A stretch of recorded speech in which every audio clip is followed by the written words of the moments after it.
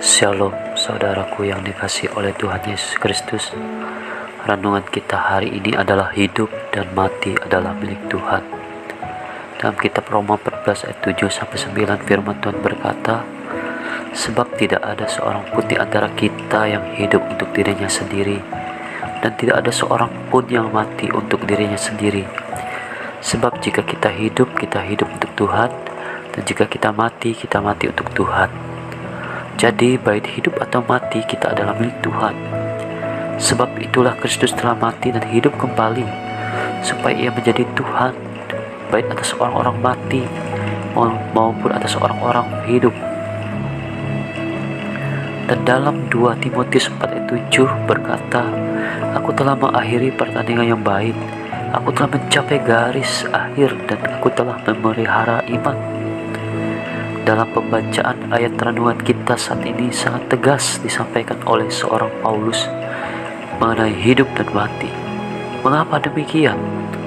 Karena semua yang hidup di dunia hanya bersifat sementara, dan pada akhirnya juga akan mengalami yang namanya kematian. Itulah akhir dari kehidupan yang akan kita terima. Persoalannya adalah, apakah kita sudah memenuhi tanggung jawab yang diberikan oleh Allah dalam Injil Matius 28 ayat 19-20, yaitu menjalankan mandat atau misi amanat agung yang Tuhan perintahkan bagi setiap orang percaya.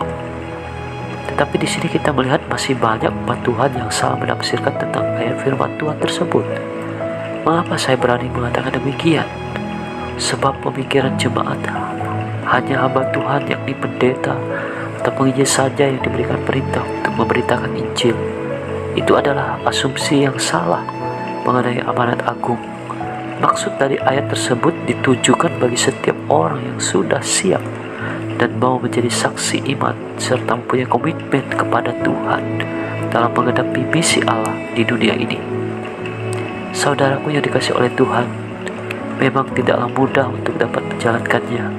Namun ada proses dan waktu yang harus ditempuh untuk memberitakan Injil itu. Kita harus bertahan dan berjuang untuk melewati permasalahan tersebut, seperti yang sudah dilakukan oleh Paulus dalam penjara. Ia tetap mempunyai tekad dan semangat yang tinggi dalam mengabarkan Injil Kristus.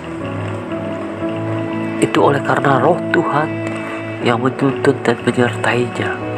Ada satu pujian yang sangat memberkati, yang liriknya berkata, kalau ku hidup bagimu. Menurut saya, penulis lagu ini ingin menyampaikan dari hati yang terdalam tentang keinginannya untuk bisa mendekatkan diri dan menyerahkan hidup sepenuhnya dengan Tuhan.